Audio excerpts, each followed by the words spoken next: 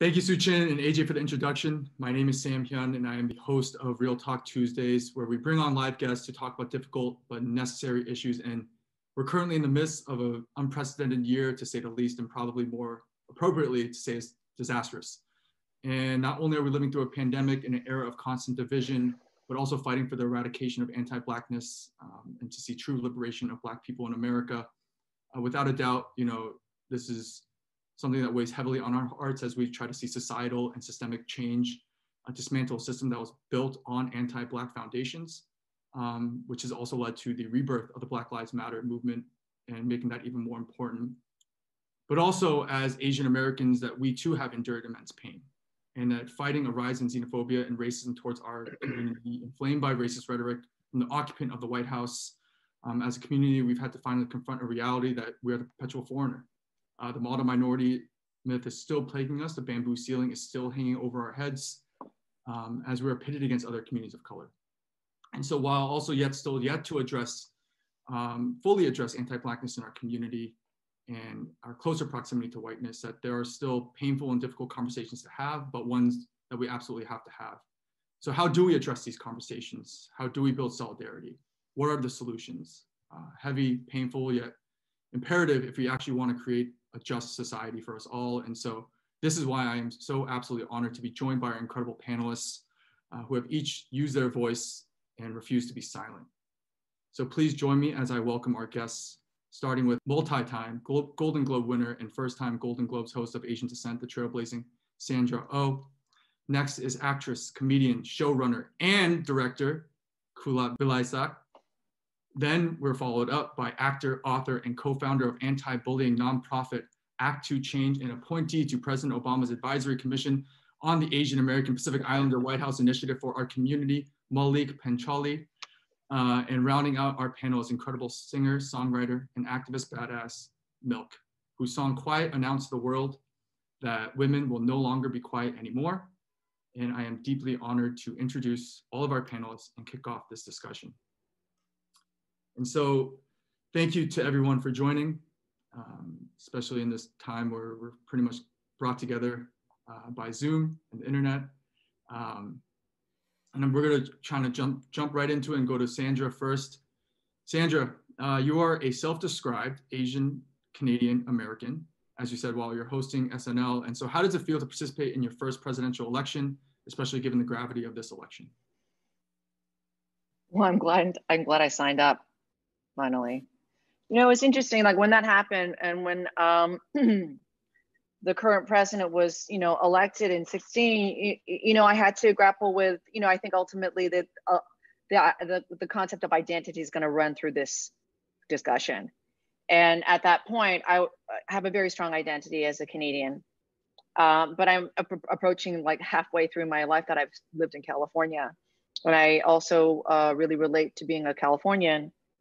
But I had to just wrestle with like, hey, this identity that I have as a Canadian, but a Canadian living in America, I have to just, come on. It was like, I need to let go of that. And all the things that I don't necessarily agree about with the country, I have to, I wanted to then be much more involved with having a say, you know what I mean? I think myself, as well as a lot of people, with the last election, woke up to destruction.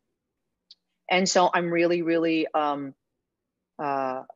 eager and feel engaged with voting for the first time, and it's also something that I realized that, I had a tremendous amount of privilege to be able to get this, because I had my green card for a long time. So to actually get to my path to citizenship, I had a privileged path going that way. But I will say, it's like when you're downtown in LA, and I don't remember what it was, like Staples or something, when you're having that ceremony, it's very beautiful. It's very, very, very beautiful.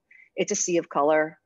And it's one of those things where it's like, I wish everyone could see this and be this. And when you're taking these oaths and you're just saying, no, everyone here is doing their best, and everyone here has made a journey to get to this point where I say, I belong to this country, and I want to have a say in what this country is, and I'm invested. So I'm really, really glad I did it. And I'm really, really proud to be able to have the dual citizenship.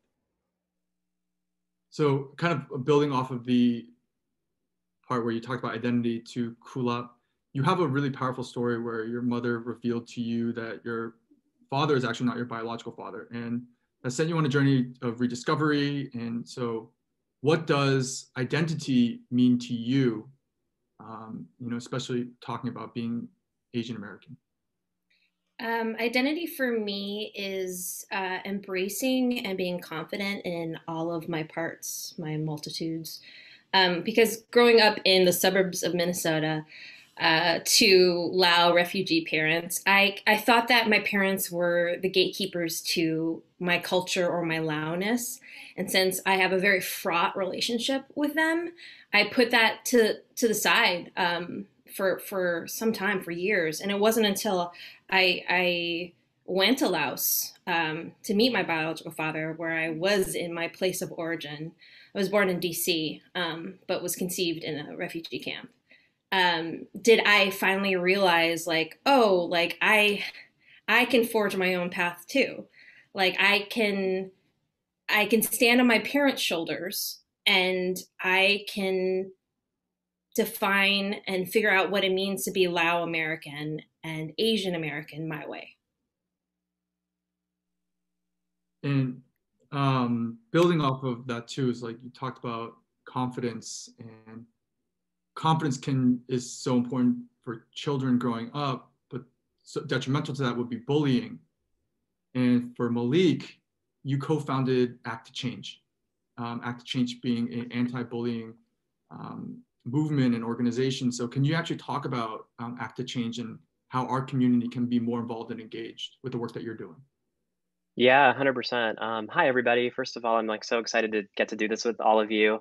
And Sam, thank you for that great introduction on, I think, where we are at this moment in our lives, and how we've gotten here. And I think what this last year has looked like. And certainly Act to Change has been super, super busy in the last, I would say, 6 or 7 months. But Act to Change is a national nonprofit that is designed to eradicate bullying for all youth, but particularly for Asian American and Pacific Islander youth. And just to build off of what you were saying, Sam, like we know intimately that you can't eradicate bullying in one community without eradicating bullying in all communities. So even though the organization is completely focused on Asian American and Pacific Islander youth, we are also trying to uplift youth of all color, youth of all backgrounds, youth of all identities. So that's what Act to Change is about. And when the coronavirus hit, and there was so much rhetoric about it, being the China virus, which I'm like embarrassed to even say out loud, anyone who looked Chinese was suddenly potentially a victim of bullying, harassment, cyberbullying, real violence. We saw people getting sent to the hospital. And so we kind of hit the ground running. I think in March or April, we launched a series of COVID convos, is what we called them. And we had amazing guests. We had people like actor Randall Park and Congresswoman Grace Meng and Jeremy Lin and Dr. Vivek Murthy, the Surgeon General, really coming out and speaking about bringing our communities together, speaking to young people directly. We did an incredible event in May called United We Stand. And I'm so proud of this event because it was literally about being united. And it featured people from the full diaspora of the Asian American experience. We had Padma Lakshmi and Tan France and Helen Zia and Lisa Ling, and just people really speaking about what it meant to be Asian American, showing solidarity, letting young people know that they are not alone. And then to the second part of your question, in terms of how people can get involved, I would just say, go to acttochange.org. We have so much programming coming up. Tan France is launching a series of visits to schools where he's going to talk about bullying and harassment in schools on behalf of Act to Change. We have a youth conference coming up on October 24th that's going to be really incredible. So that's a way to participate. We have a pledge. You can just go to the website and for free take the pledge to stand up to bullying. But it means something to have that, not to have your voice counted as someone who's going to stand up to bullying. And then, of course, not to plug donations, but if you're able to support the organization, you can also do that on the website. But that's who we are, and that's a little bit of what we've been up to in the last several months. So cool. I think what's really evident is from all the speakers so far, the panels, is that just the authenticity and speaking from the heart, and just really that's been ringing true. And for MILCK, building off of that would be, as Asian Americans and for yourself, as being in the music industry, and still many are grappling with how to use their platforms to speak and do it unapologetically. And so how are you so fearless in your clear stance as both an ally, an activist, with your song Quiet during the Women's March, and also now during the Black Lives Matter movement? Thanks, Sam. First off, just super stoked to be a part of this panel. And that's a great question. I'm not fearless, actually. I like, even as I speak right now, my heart is like pounding because I'm nervous. I think that being an artist, a musical artist, I use songs to kind of say all the things that I'm afraid to say in real life.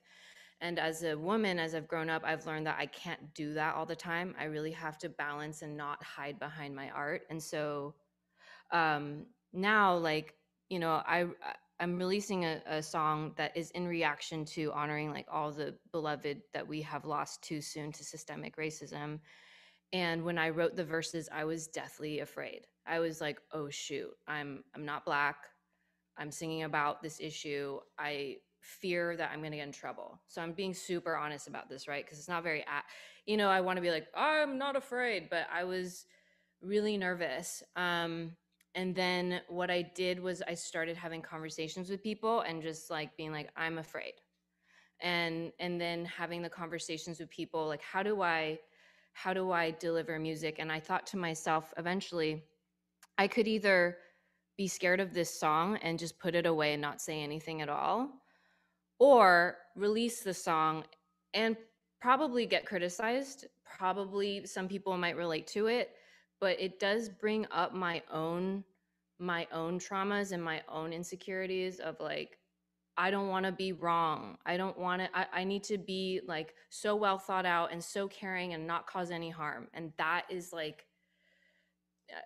I think that comes up a lot in communities that have been raised with traditional values. And I think in particular, I dare say for a lot of us in the Asian American community, there is this like expectation. I know this is a generalization, so I welcome all exceptions, but there is this expectation to be like great at everything we do. And I was taught like I have to work 3 times harder to get a space at the table. I got to do it right and all that. So this racial justice movement has totally triggered all of those fears.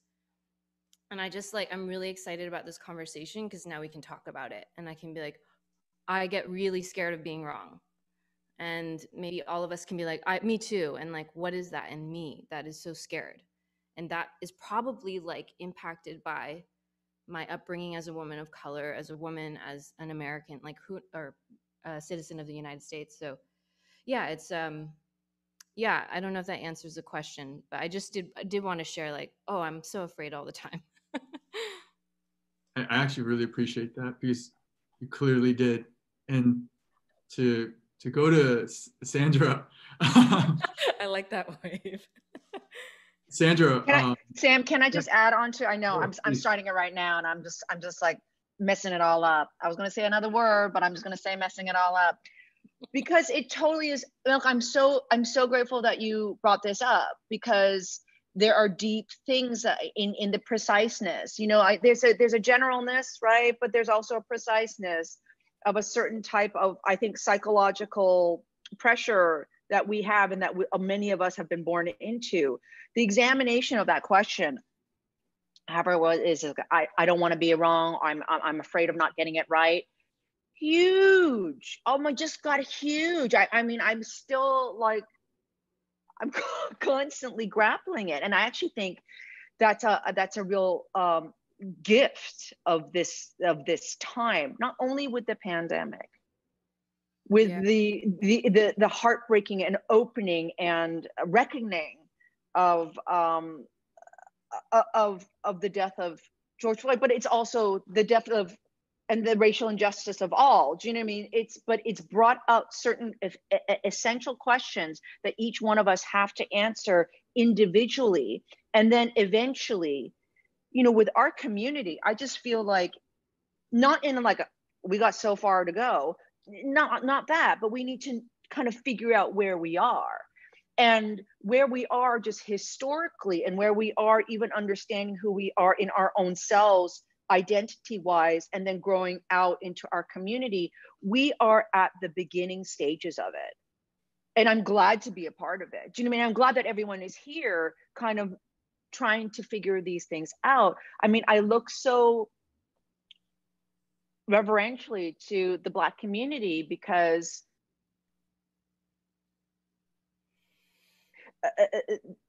they're I want to say, I'm just going to say it, I'm going to say it all wrong here. They're so much more developed. They're so much more ahead historically and all this. So I look to them for inspiration and guidance. And then we have to go inside, you know, again, first individually, why am I afraid of saying something wrong? And then having to sit in it so uncomfortably until what is really true, what you really want to say, obviously, let's say through your music, really comes out, and that supersedes the fear, right? Because you'll be able to stand by that. You know, as an artist, everyone here, it's like we have a great gift that it's like when we are locked into the truth of our work as artists, nothing can really shake that, right? That helps, right? And it's kind of maybe a way that the first part of us have figured stuff out. But then it is then to move it into a bigger space. But if we don't get that answer of like your dark night alone, I think that's where it also it just has to start it has to start there. And then you bring it to your friends, or then you bring it to the community, and then we are able to kind of build on that. I'm sorry, I didn't even let you ask me a question, Sam. Sorry. But I just had to. Honestly, you actually answered the question I was going to ask you. Like you asked that and answered it. Like, so I was just, you're going. I was like, yes. Yeah. It was as if like the Korean synergy, just like you like just read it, you know. And then you actually asked basically the next question I wanted to ask Kulap. So I don't know what's going on here. And so to Kulap, like how do we bridge that gap? Like how do we build that solidarity, right? Like oftentimes whenever we look at the Asian American community, the faces that most people think of are faces like myself and Sandra, East Asian. But the diaspora and the breadth of our community is so much larger than that. And so I don't want to put all the gravity of all of that onto you, but from your perspective and in your identity process of developing and discovering that, like, how do we build solidarity? How do we start to even, like, where do we begin?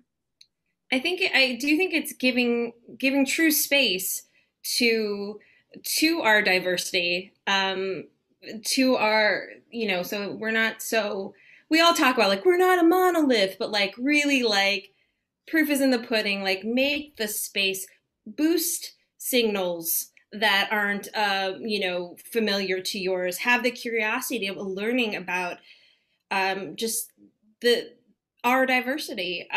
And I think there, you know, when I look at things like pay equity and we talk about how AAPI women compare to white males in America, and if you just say Asian American women, well, we look pretty good. We look great, actually. South Asians, they make more than some white males. But then if we desegregate that data and we looked at Hmong women, Lao women, like they are so close to the poverty level. we're so far from that. And why are we in those conditions? You know, like Lao Americans, this is a generalization, but for the most part, the Great Migration came after the Vietnam War. So we've only been in the country for about 50 years, right? And during the Vietnam War, there was a secret war where the Americans bombed Laos in particular, you know, for 9 years straight. And nobody knew about it, and people don't even talk about it now. And now we're in a position where we are we have fear of deportation. We're in this in-between place because places, I think Laos for sure has not agreed to taking people back. There are people who have ethnicities like Mien, who are an ethnic group of Laos. There's like 160 plus ethnicities in Laos. The Lao government doesn't even recognize them. So somebody who who's taken from California and is put into a position where they're in between, where the U.S. wants to deport them, but Laos won't take them. So this person's indefinitely incarcerated in a place that there's COVID.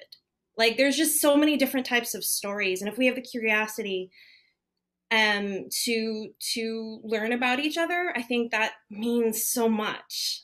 Because I've certainly felt like I have been like the wrong Asian.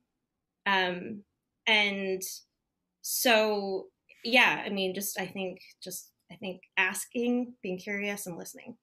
That's great.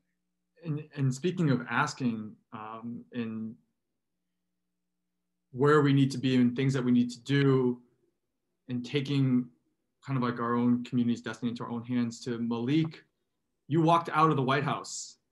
You made, like, in terms of like, you know, like that's such a prestigious place to be after being appointed by President Obama, but you walked out. What led to that? And what was it like to also serve in the capacity of being a representative of our community in the White House?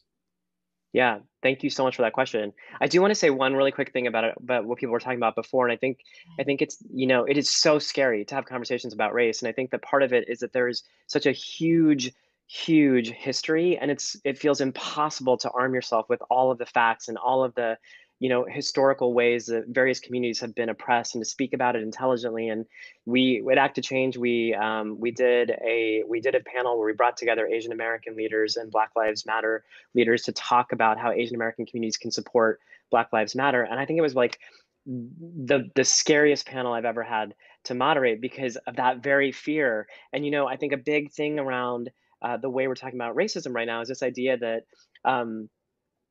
the burden shouldn't be upon people who are oppressed to educate other people. Get out there and educate yourselves. But I do also think that as like thought leaders in the space, as people who are trying to make a difference happen, part of our job at this moment to build those bridges is to educate ourselves a little bit so that we can share that education with people. And I just want to throw out that we had an amazing set of interns at Act to Change who put together this 40-page toolkit on dealing with racism. Oh, cool. And it talks about the history of like Asian Americans in America. It talks about the history of Black people in America. And it's very digestible. And it also talks about how to talk about racism to generations, to your grandparents, to people younger than you, to the people, to your friends. And I think it's so important that I think that's a way to build bridges. And I realize I don't want to take up like all the time, but I will tell you about the White House. So I was appointed by President Obama to serve on the Obama-Biden administration. And Act to Change actually initially started out as a White House campaign. And part of our job as commissioners was to go out. I served on the President's Advisory Commission on Asian Americans and Pacific Islanders. And part of our job was to go to the Asian American community, find out what their needs were, to see if the White House was addressing it. And then also to make sure that the White House was offering programs that the community actually could take a part of. So, you know, when DACA was a big push, we were making sure that people in the community were aware that DACA existed and they could apply for it. And then in terms of Act to Change, because we were a White House campaign, a big part of our original mission was to get people to report incidents of bullying to state and local governments, but also to the federal government. So in 2017, and I just want to make very clear, and this part has to stay in how we edit this, Act to Change is a 501c3. We are nonpartisan. We don't support political candidates. But me personally, when the White House changed in 2017, and we were going out to immigrant communities, we were going out to Muslim Americans, and we were saying, hey, if you're being bullied, we want you to report it to the White House. And then suddenly there was this rhetoric that was saying, if you're Muslim American, we don't want you here. If you're an immigrant, we're going to deport you. And I was like, I can't do the work that I wanted to do. And so I personally resigned my post at the White House. And it was a weird thing because even though I was appointed by President Obama, my term actually should have lasted for 9 more months under the Trump administration. But I didn't think I could do the work that I wanted to do under that administration. So I left. And then shortly thereafter, me and a couple other White House folks, we were like, Act to Change feels even more important now than it did when it was a White House campaign. Like we need to protect our communities. And so we relaunched the whole thing as a 501c3 nonprofit. I'm going to let some other people talk because I feel like I've been talking forever. Great. So great. No, please drop in the chat that the 40-page PDF that was made. Yeah, I'd love to I have will. Yeah, I will. And that's, I think basically what you're talking about, touched on, was finding your voice, right? You found your voice and you said, I'm going to use it. You know, consequences be damned. And, you know, to MILCK, how did you find your voice? Like, how do you do that? Like, I feel like there's a lot of young Asian Americans, or not even just Asian, like multi-generational, like it's like we have yet to find our voice here in America. And like, what's the process of that? Like, how did you find yours? Yeah, great question. And then before I answer that, I really like the what you were bringing up, Maulik, about the just like being afraid, you know, to be wrong and stuff, and talking about race is so scary, and you bravely held that panel, so that's awesome. And I keep thinking about RBG. She said that her mom taught her to, when there are people who are saying ignorant or hateful things, she never got angry, she just educated. And I love that, because it's really taxing on our bodies and on our spirits to be angry and hate other people. Like, it's more sustainable if we can somehow swallow that emotion and work through it and just educate and share. In terms of finding my voice, I think that I'm constantly finding my voice, but the first step was really looking at my own traumas and my own fears. Like Sandra was talking about before, it starts here. I cannot agree more. I remember Yoko Ono tweeted once, like years ago, inner peace leads to outer peace. And I was like, and I just started thinking about that all the time. And it's true. Like, the more that I accept my shadow and like my flaws and all those things, the better I can show up for other people, especially for people I disagree with. Like, understanding that we all have a shadow that we're dealing with, and if we try to sweep it under the rug, I think we're doing humanity a disservice. And so yeah, I and also like just knowing that I'm learning, you know, I think I grew up personally, and you all can let me know if you had this upbringing, and I think I do strongly believe it's tied to my immigrant background, is that like I needed to show results, you know, like I needed to do well, and so much pressure on doing well versus learning. And then it wasn't until like 7 years ago, I dated this guy who we would have conversations about process. And he's like, oh, it's really interesting. You're very focused on the outcome. He's like, but what did you just learn? Don't put so much pressure on yourself. Like, what did you learn in this moment? And like that shifted everything for me. My career, my life, like everything opened because I was more present, because I wasn't thinking about like, who am I? What am I doing? What am I succeeding in? It's like, okay, what is here in front of me? Does that make sense? Because like, I just want to say one last thing is, I attended this like virtual seminar, listening to Black activists talk about like how we can be supportive. And one of the things they said is like, know who you are. Like, speaking to other people of color, know who you are, know your history. And I just want to acknowledge, for Asian Americans, we're doing some work of, I feel like I spent most of my life learning about like white culture, and now I'm catching up with Black culture. And that's my specific upbringing, and I love all of that. And I also want to acknowledge that I hunger to learn about myself. And so I just want to give one book. Kathy Park Hong's book, Minor Feelings, has really, really helped me feel like, oh wow, that's a seminal reading, and I understand my place here, because there have been Asian activists that have been like by Malcolm X's side and have been there, and like we don't know about them. So there's that. For sure. I mean, you also have, you know, I feel like a lot of people don't notice also Malcolm X, speaking of him, like he died in Yuri Kochiyama's arms. Yeah. No one talks about that. Yeah. Like how influential, you know, Grace Lee Boggs, as usual, women of color leading the charge. And I just wanted to open up the conversation. Well, just like that, we're just gonna open it up. Open it up. No. But it was more like, you know what, like screw it, like. No, I'm great. I'm so glad, because it's like, as when everyone has been talking, it's been really interesting and fascinating. It's so Milk, kind of like piggybacking on what you're saying of like, this time for me as well has been like, I've spent, you know, when the idea of defund and dismantle the police, right? It was like, I had to go also interior. What am I needing to defund, dismantle? What are the systems that have been set up within myself that I need to dismantle? And you were saying something. Oh yes, and then also like, it actually happened to coincide when at Asian American Heritage Month, and I was just like, I need to read up on shit.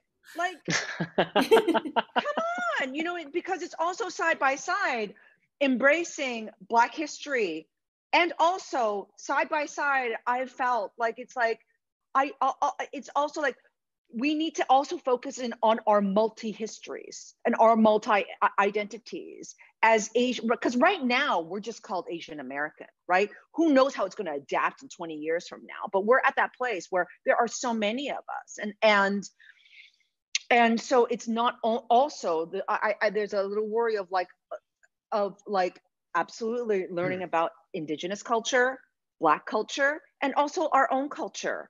You know what I mean? It's a lot. Do you know what I mean? And to be patient and to be gentle with ourselves, always to be leaning towards it, right? But, you know, for myself and for many of us, like, you know, if you are living in this country, if you're living in this culture, it's primarily white culture. We don't really need to learn any more about that. We really don't.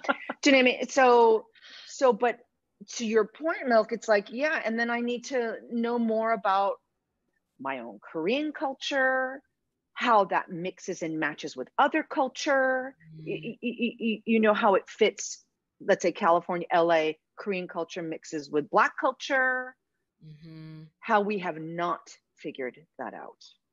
And I think to add is to I'll speak for me, creating new traditions.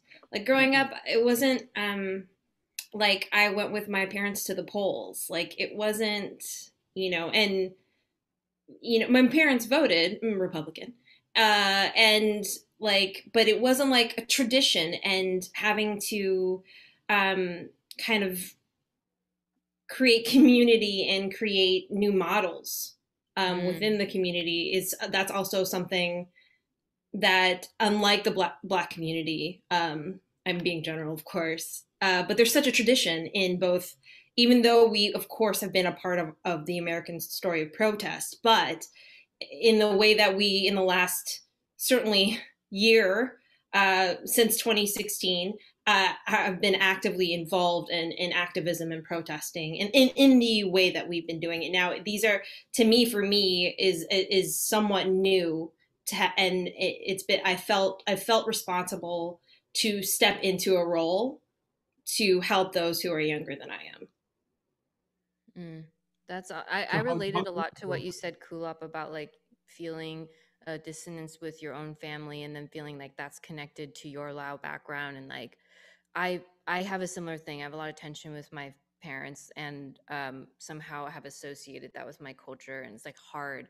So I like what you're saying about like creating your own experience. Like I just, as you were saying that, I envisioned us as a community, like starting to, one, like identify specifically our specific cultures and celebrating them, but two, melding, right? Like, because I think about the Japanese American activists who have been protesting reopening internment camps to bring in the, you know, housing the kids who are coming from the border. Like they're protesting, they're there, and like they have so much to teach us. And like I remember growing up, I was like, oh, but I'm Chinese and they're Japanese. Oh yeah, and then they're Korean. There was so much Division, yeah. And I have so much to learn from you, like your culture and like how you're discovering.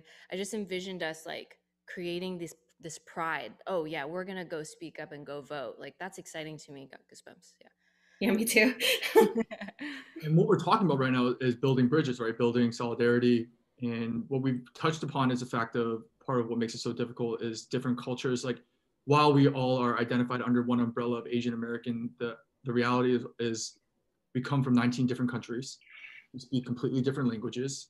We have no idea what, if you start speaking Mandarin, Cantonese, Hindi to me, I have no idea, like not a clue. Even my Korean is like, not the best, So how do you not only are we dealing with language barriers, we're dealing with generational gaps. We're dealing with those who are immigrants, still within the immigrant kind of mindset of,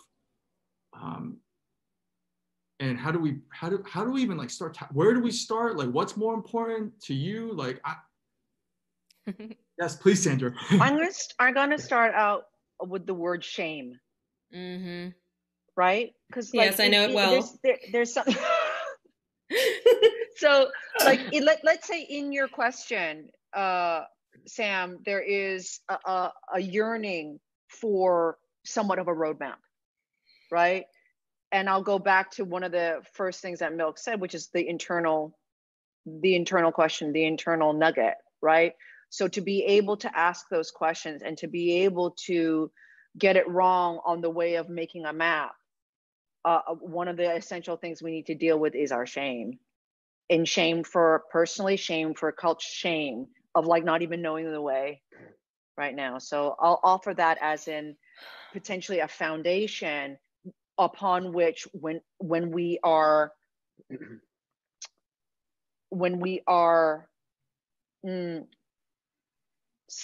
what's the word? Not side by side, integrated, because it's not about defeating it. We don't want to defeat it. We want to transform. As shame is transformed into something much more solid, then we start building that map upon that. I just want to add too, like MILCK, I heard you talk about like needing to succeed in a way, what I heard anyway was like this need to prove yourself in a way, and that got in the way of actually like really being present for things. And I wrote a kid's book that came out last year called The Best at It. And it's about a 12-year-old Indian American kid who's gay, and he doubts his self-worth. And the way that he's going to prove himself is by finding something to be the best at. So he sets off on a journey to be the best at something, only of course in the book to discover that his job is to be the best at being himself. But it's a work of fiction, but it's so autobiographical because I was that person too. And I do think that is a common thread, Sam, you're saying like we are so disparate, but I also think that there's so many things that we share within the Asian American diaspora. And I do think that one of those things, and I know I'm generalizing here, but I do think that one of those things is the need to be the best at things, is the need to prove ourselves. But I also think, to speak to the shame piece of that, part of that is because that was the way to be accepted. That was the way to fit in. And I feel like when we can just like, when we can not, like Sandra said, like not defeat that shame, but own it and say, this is real and I don't have to prove something to make it go away. I can just honor the fact that, yeah, people do treat me differently, that I do have intersectional identities, that I have to fight a little bit harder than other people. Like when we can start talking about that, it's going to change. Hopefully, like what you said, it'll make us more present to the things around us so that we're actually learning and we can actually communicate with other people. And I think that is like the thing that will, really unify all of us. And I hear it, like, I see on these panels, I've been watching a number of these, especially during this time. There's been such a willingness to be open because there's been, I think, such a unification across the country of communities of color standing up for one another and realizing that we have so much more in common than we do indifferent. That sounded weird when it came out of my mouth, but you know what I mean. But even in difference, that we have empathy towards another's experience, like that is something that I'm coming across in my own community. It's like, well, what's the big deal? It's like, we did it. Like, why can't they, when they're speaking to completely unaware of their anti-Blackness? It's like, well, I did this. And it's like, yeah, but there are factors. And just like, that's really, in speaking to my community, is something that it's a lack of empathy beyond their experience. It's been an obstacle. And like to that point, like, oh, I'm sorry, but to that point, like I thought I knew what the minority myth was, but I've taken a deep dive into what it is in recent months, and it is insidious and layered, and there's so much there that I think so much of our community doesn't really really fully know. Yeah. Sandra, if you were going to say something. You know, there's something cool up in what you're saying that I've been thinking about lately, which is like, how do we dialogue? Like, basically, what is the nub of the pain in the immigrant experience, which does not let room for empathy? Do you know, in the way of like, it was so hard for us. We came from like war-torn places. Do you know what I mean? Like wars, and we're here and we're like eking it out. You know what I mean? Like, I don't know if everyone else's, you know, experience and family experience and where their parents come from, but my parents immigrated from Korea in the 60s when like the first kind of opening up happened. So that's where I'm coming from. And like, but that is just something. I don't know. I don't have any answers, but that is something. There's something in what needs to be recognized in the immigrant community that is when that is recognized, then something can kind of more open, so empathy can happen, where it's like, yes, it is painful. Yes, you have worked. Yes, all the things that are freaking true, which is also, I'll add to that, if you're not an immigrant, you really don't know what that's about. Like, that's one thing that I feel like in general with what's going on needs to then be more explored, shared, and understood with even ourselves, because it's like, in some ways it's like, oh my God, we're so busy being Americans, you know what I mean? Living here, that we have not necessarily dealt with our parents or our grandparents' experience.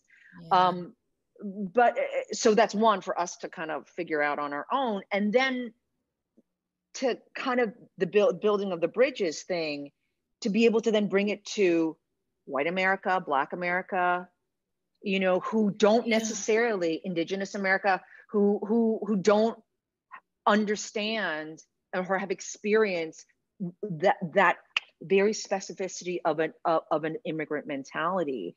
And then vice versa, which is like, we're not the only ones. Do you know what I mean? Like, we're not, because there's so much head down. There's so much head down like this, right? That is there something to what Maulik was talking about in his book, is it's worthiness. Like, there's something about being worthy, that you made it out of poverty, or you somehow, because you were worthy. And even I even hear it within people, like the Lao community, talking about each other, right? And you know, when like the kids that ended up going to college and ended up, you know, but it was something about worthiness. And if you didn't have it, it was your fault and you were cursed. Right. Like, there's something there.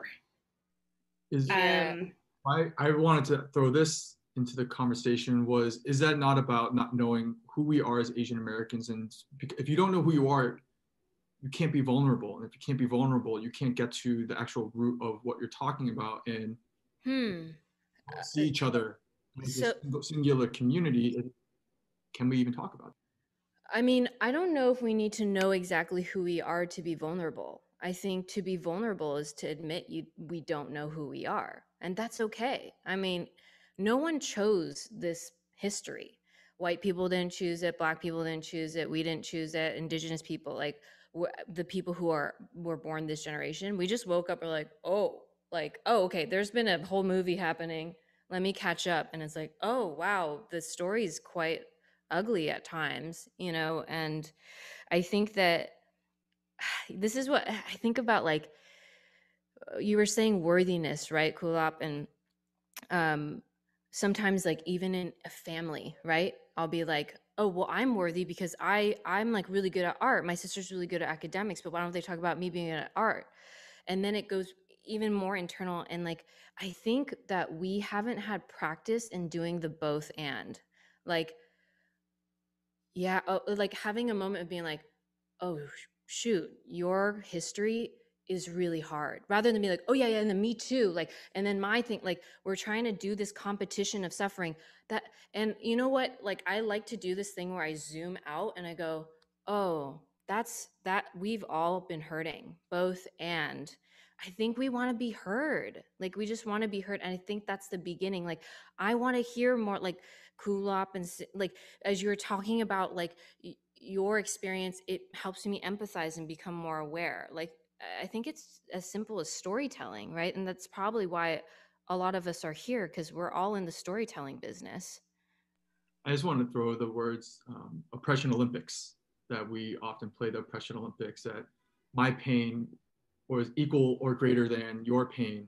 And we kind of play this with the older generation too, right? Is we don't know, I do not know what it feels like to uproot my life and move to another country, learn a new culture, language, working 3-4 jobs, trying to put food on the table, roof over my head, have my husband leave me. Then I'm really by myself, then have the entire community ridicule me for being poor and being single. That's not my story, that's my mom's story. But then she doesn't understand my story of trying to grow up in a place where your identity continues to be stripped from you, be weaponized against you. And you are now less than simply because of the way you were born. And I think the beauty of this panel is that we all have a different pathway, but we, like I think Maulik was saying earlier too, is we've tied it together. And so where do we start to find more of those commonalities to come together instead of always fixating on the oppression that is dividing us? Yeah, and I just want to say that I think that, like, part of the divisiveness that I think that we're seeing across the whole country is this inability to meet each other. You know, it's like it's gotten to this point where I know myself, like I, you know, much to what Milk was saying about, like, using your platform, using your music as to stand up, but, like, having a harder time just like in your own everyday life. Like, it's really hard to have conversations around race with people who, you know, don't look at it the same way you do. And I don't know how, you know, I don't fully know how we bring those people to the table. And I think that we, you know, we're at a moment where people are really listening to the people who share their same views a lot. And it's, how do we bring those people together to the same table and say, you know, like we're all saying here, like, I have things I heard about, and I want you to hear them, and I also want to hear what you heard about, and, like, can we find common ground around that? But I think it's a really challenging thing. I just want to talk about there's this type of therapy that I'm doing with my partner. It's called imago therapy, and all you do is, like, you sit across from each other, and I'll invite him into my planet. I'll be like, well, you want to come into my planet? And then I say all the things that I'm feeling, and he just repeats. That's it. He doesn't talk back. He doesn't say anything. And then he invites me into his. And the act of me speaking and him repeating slows the conversation down to a point. It's really hard because sometimes I'm repeating what he says. I'm like, I do not agree, but I can't say that. I'm like, you feel that. And I really think that if we had more conversations that way with people, like, you don't need to say anything, just repeat what they say. I'm like, okay, so I hear that you feel this way. Gotcha. You know, like, I feel like that would dispel so much tension. I don't know, the start of something. Wow, sounds like you're touching on emotional maturity and intelligence. Who would have thunk? Right? Like, and I do think that's kind of where you start. You start by, you know, validating, making sure the other person feels heard. And Sandra, you talked about this. You touched on the fact of, you know, being heard. And how do you use your platform to not just have yourself be heard, but also to hear other communities in this space? Like, because I feel like each of you, like, you all have a large platform, microphone. So sometimes it's hard to hear everybody because there's so many voices coming at you, so many people pulling you in multiple directions. Like, how do you find your truth in that? You know, I'm wary of the word platform, so I'm just gonna drop it. I feel like I'm getting deeper and deeper into my work.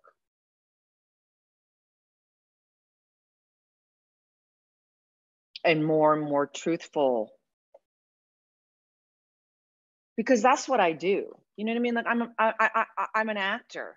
Do you know what I mean? I am not a philosopher or a sociologist, or, I mean, like What I do is act. What I do is take story and transform it in a way that hopefully reaches people. And that's what I've leaned on during this time. Do you know what I mean? Because it's like, I'm so terrible at social media anyway. I don't want to talk about it. I don't want to talk about it. I don't want to talk about it. I don't even understand it. I barely do it. But that, I'm just going to step away from that. It's going to step away from it. It's like, I just don't want, it's like, you can manage it, you can whatever. But for me, that doesn't necessarily hold power for me in a way that I feel powerful. How I feel powerful and how I feel I can do my work the best is getting as deep and as true into my work. Because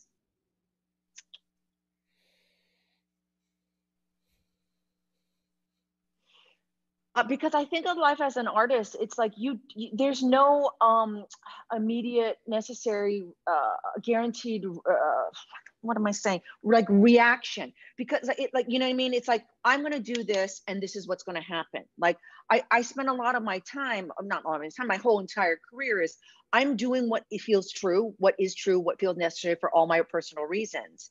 And I am not going to let go of it. Let's just say, right? So then what happens is that turns into 30 years, right?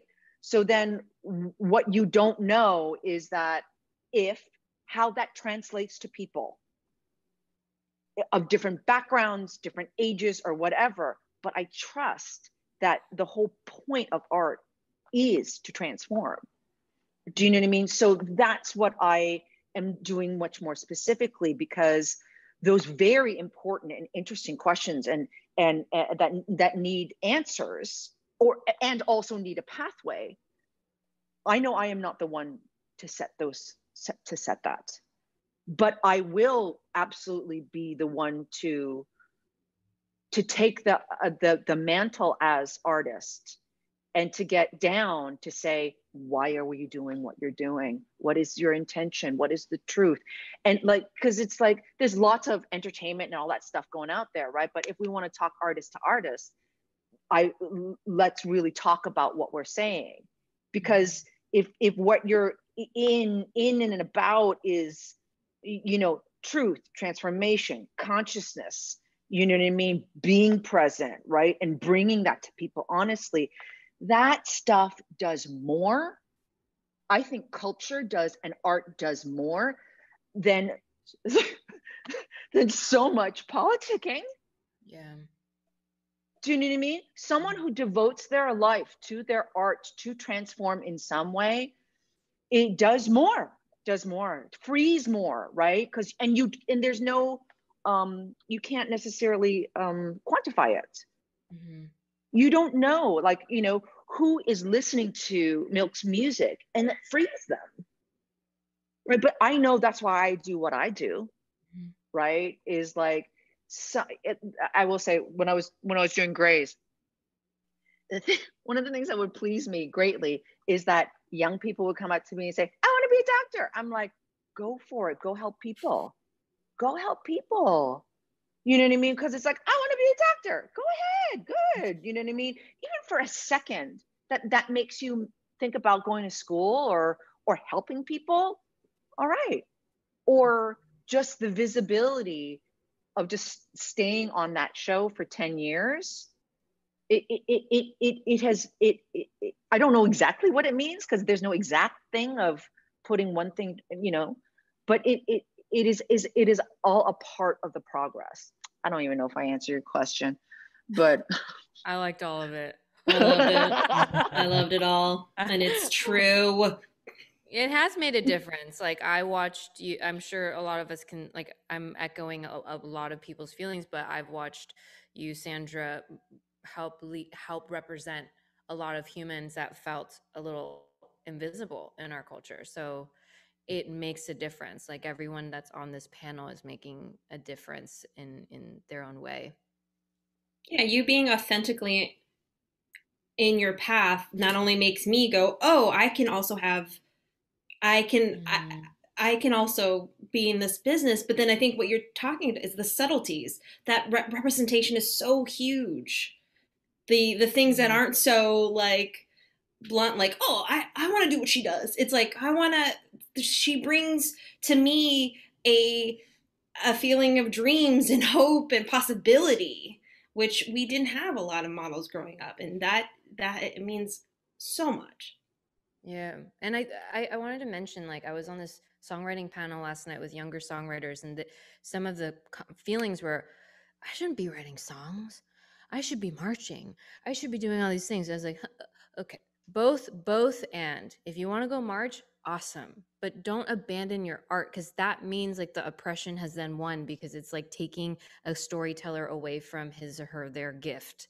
And so, yeah, I do think also like joy is very important. You know, Sam, before we were talking about, man, this work is what we say, gravity, weight, gravity and weight. And then I said, and joy.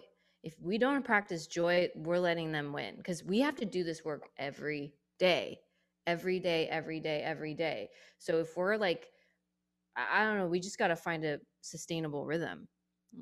I'm pitching a show, and I got notes back from the studio. And at first I was like, I kind of was like, I don't agree with this note. And their note was, it's like, this is great, characters are great, not a lot of conflict. And I realized it's a direct reaction to how I feel in my house right now. And I'm just like, let them be, let them not have conflict, which, as we all know as storytellers, that's not, your characters need obstacles, right? But I'm just like, no, like Sims, let them be happy. Why can't they be happy? And that is like, I can't let that happen. I can't let that happen. So that's crazy. I just want to hop in too and say that, you know, art is like so powerful. And I also think that we're like in an exciting time in the world of television. You know, like when I was in theater school, it was like, oh, you just have to be on Broadway. Like that's otherwise you're not a real actor. But I actually think that television has done a better job at pushing pushing the envelope in terms of like stereotypes and minorities and diversity, and you know, even then in theater or on film. And when you look at, you know, like a report just came out a couple of weeks ago about like the number of Asian Americans that were on Broadway in like the last 3 years, and it was like dismal. But I think TV, I do think we have a long way to go. I think TV is a place where it's actually happening, and there is like great writing and great performances. But I also want to say, like, just to Sandra's point about, as artists, you know, the stories that we choose to tell are also so important. And I think, like, if you're within the larger construct of someone else's show, the way you choose to engage in that show and the story that you want to tell in your role is so important. And then if you're a creator, like, the stories that you're putting out there are so important. And I think about, you know, when I first started acting, the first TV job I had, I played a foreign exchange student, and every joke was based on his race, which was somewhat indeterminate anyway. You know, it was like, they didn't really care what part of the world he was from, as long as he could wear a turban and cook camel nuggets and try to serve them to the hot white roommate, who would be horrified that there was fried pieces of camel in the room. Like, these were the kinds of jokes that I was doing. And I look back on that, and it makes me so sad that I was like participating in that, but that was what was available then. And to me, it was sort of like, if I'm going to get my foot in the door, if I'm going to show anyone that I can be on television, I'm going to have to do this. But I think that's changing. I don't think it's like fully there. And I think there's a lot of rhetoric coming out right now from studios and networks about commitments to diversity. But I do think that it is going to be up to all of us to hold their feet to the fire and say, let's get our accurate stories on the air. And it's so powerful. And, you know, to see Sandra playing Eve, you know, it's so important. It's so important. And for some young people in parts of this country, the first time they might see a person who doesn't look like them could be on their television sets. And so the stories that we choose to tell, I think, are really important. What's been amazing is that all of these answers have all synergized again into my final question, which is, for HATEISAVIRUS, the whole purpose of Hate is a Virus is that we want to speak up against hate, right? It's literally, but we're action oriented. And what is a call to action item that each of you have for our community in this moment? Signal boost, amplify, and just share other people's work. Put a hand if you can. Oh, Sandra doesn't like platform. If you're on a level where you can put a hand down and help up, do that, please. And regardless, just and to Milk's idea about joy, just like share people's work, and like it's tough to be an artist, and we want our stuff to be seen. So be part of propagating that. I have two things to suggest consuming that have like really opened my heart and grounded me is the Toni Morrison documentary Pieces of Me. She talks about anti-Blackness and talks about how she says this one beautiful thing about like Black people, like we're a melting pot, right? The United States is a melting pot. However, all the people of color who are not Black and white people have identified against Black people because they're the bottom of the rung. And so she said, Black people are the kettle, and they have defined themselves against the kettle. Beautiful. And then Minor Feelings by Kathy Park Hong. And I would say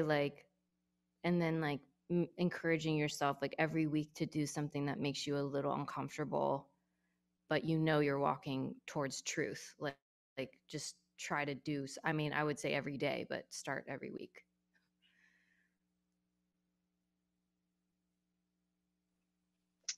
I'll hop in here. I heard so many people on this panel talk about the fear and how real that is. But I also know as an actor, as a writer even, and certainly in the work that we've done in Act to Change, that I've had so many acting teachers who they're like, if you're comfortable, it's like, what's the point?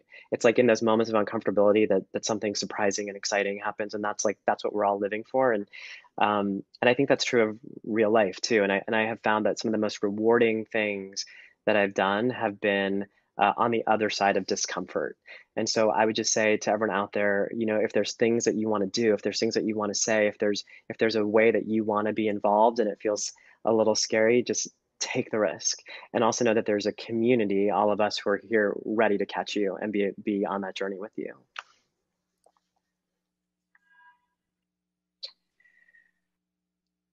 I echo what everyone has said. I totally support everything that everyone has said. I guess I'll add,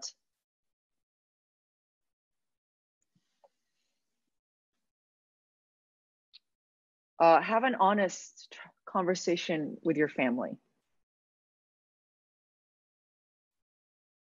Like, try that. It's not easy. Because that'll hit so many points, I think, particularly for our community. It'll help you figure out who you are. You could potentially help your family members be aware. We could potentially be teaching each other. And I think that's the beginning place. And then the second thing I'll add is just give yourself the time, the space to get it wrong, and the kindness, and then extend it to others, just to get it wrong, but to try. Even if you get it wrong, it's okay. Thank you to each of you for sharing this space with us and just being honest, raw, vulnerable, afraid, but joyous and hopeful, all of that. And I really wanted to end on this quote by Bo Sia that's really hit home with me recently. If we cannot inspire them to choose to protect us from harm, we will inspire each other to build a world in which we are protected from their harmful choices. So together, I am hopeful that even in this really trying, painful, difficult time, that we will find comfort and joy and peace and hope among each other. And so to everybody, please stay tuned for the rest of the show that we have for everyone. And here is back to Suchin and AJ. Thank you, everyone.